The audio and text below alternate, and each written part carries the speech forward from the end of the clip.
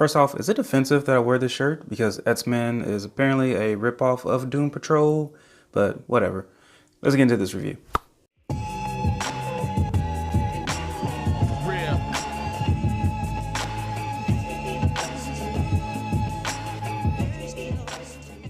Welcome to the review of Doom Patrol Episode 1 Pilot.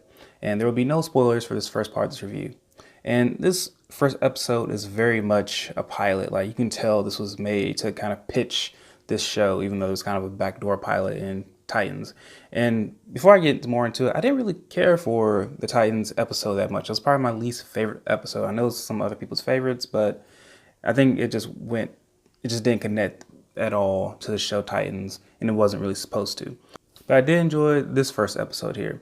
So we do get a real introduction to the characters of Robot Man / Cliff Steele, Rita, who is also Elastigirl, Crazy Jane, Larry Trainer, who is Mr. Negative, their leader, the Chief, and our villain, Morriston, aka Mr. Nobody. I think they do a good job of introducing these characters in a very natural way, and it comes off a little less exposition-y. Like, it is all exposition, but it's natural that these characters will be asking these questions of each other.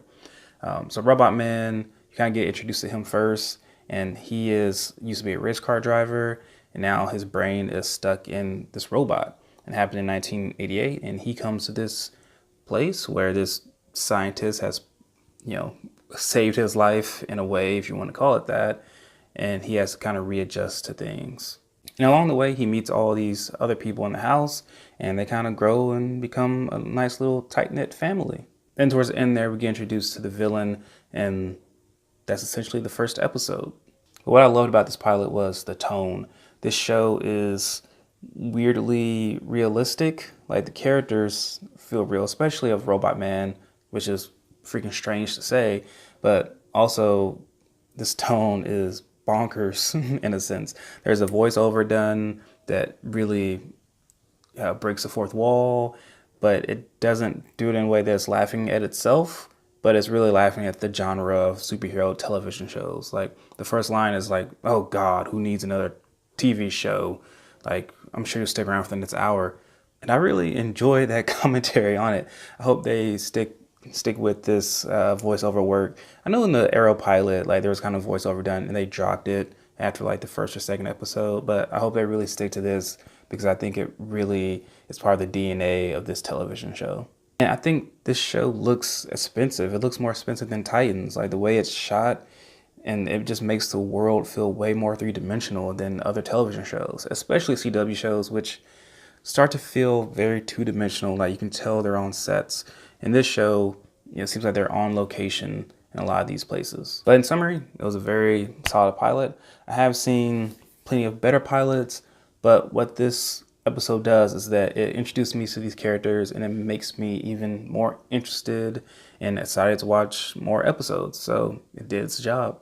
Now let's get into some spoilers of the episode. We'll start with a narration of who will seemingly be our villain, pretty much his origin story, or a little bit of it, and how he got to the way he is. He visited a doctor somewhere. He was just some random henchman, a random nobody. And I love the line that he delivers of like, "Oh, this doctor, he did terrible things to me. If I knew then what he would do, I would have paid him twice as much." Like, I just love that line because it just subverts what you think is going to happen. But the soul of this story really is Robot Man's story. And it starts off with him pretty much having an affair, cheating on his wife, and how he's getting away with it and their relationship. And I think it's a weirdly great introduction to this character. Robot Man used to be a race car driver, and they go over a race he has, and his wife is kind of yelling at him through his speakerphone and everything, and he gets distracted. And this is where they make you think that this is the part where he has an accident, where the doctor puts his brain inside this robot body. And then you come to find out that really he survived the accident, he won the race, and him and his wife fought, and he got drunk and stuff again, and he ended up sleeping around again. And eventually he decides, like, no, we need to work on our marriage and everything. And I thought that moment was done really well. And then they reconcile, and there's a huge turn of expectations here that his wife is dead and his daughter is dead, and he has to live with being alone by himself, kind of like a monster.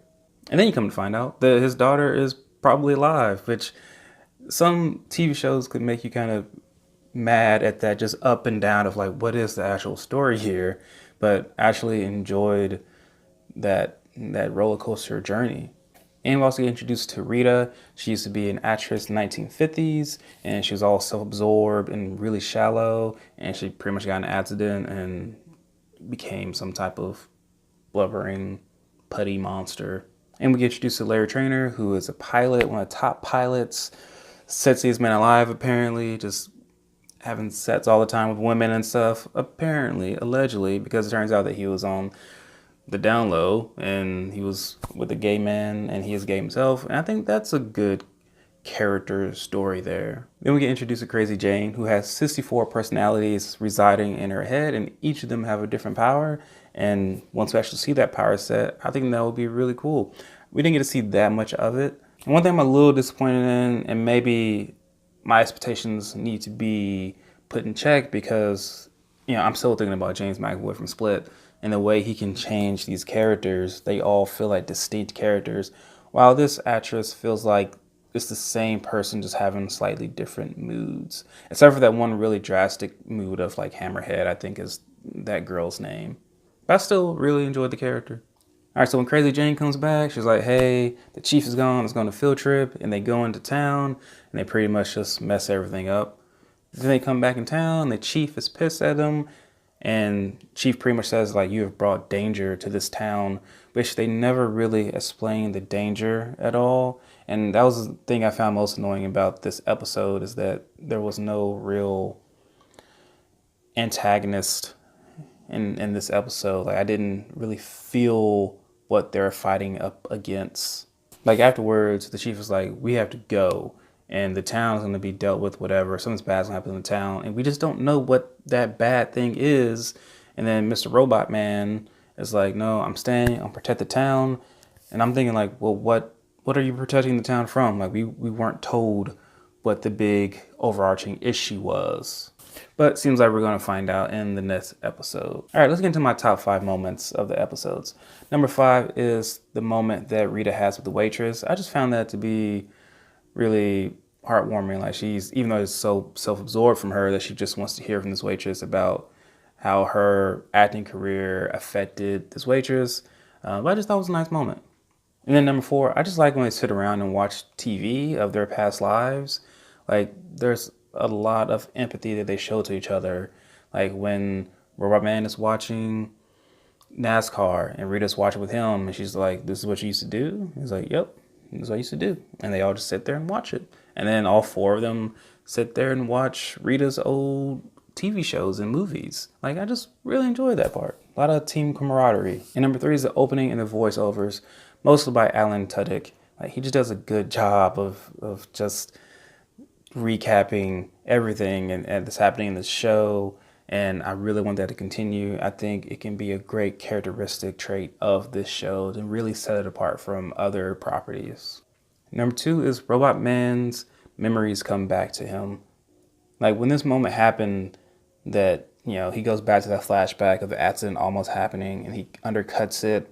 Like, I was like, oh, snap. That's not how he dies. Like, he's eventually going to be responsible for the death of his family. Like, I just knew that was going to happen. And it was such a sentimental moment that I think was done really well. At number 1 is Step by Step. Just the fact that he uses his daughter to really give him that motivation to, you know, to get up and move. I really love all those, anytime those moments in movies or in television shows, like in Kill Bill or in like Legend of Korra, or in this show, where, you know, just a little bit of inspiration can help you move a little bit. They can help you move a mile. On the top 3 MVPs, unlike in my Young Justice reviews, won't be top 5 because there just isn't that many characters in this show. All right, so at number 3 is Crazy Jane. I just liked her power set, and even though I didn't think, you know, her going between characters was as great, not nearly as great as in Split, I still really enjoyed the character. I loved her bonding with Robot Man.